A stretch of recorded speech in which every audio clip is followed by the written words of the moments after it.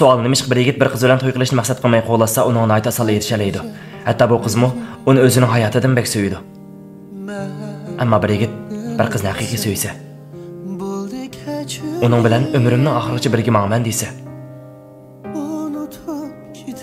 uni o'zining ko'z qarchug'idan bekrak asragan siri, uni o'zining hayotidan bek qadrlagan siri, nimish oxirida bu hikoyadan ichki qulqur qaytib chiqadi. Muhabbet degan nima?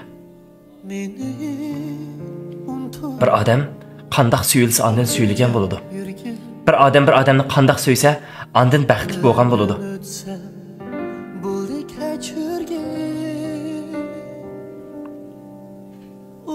Nima uchun? Astoydil bo'lgan shu taraf eng avval futurib yetadi. Bunda bir yolg'onchilikni anglab taqamaysiz.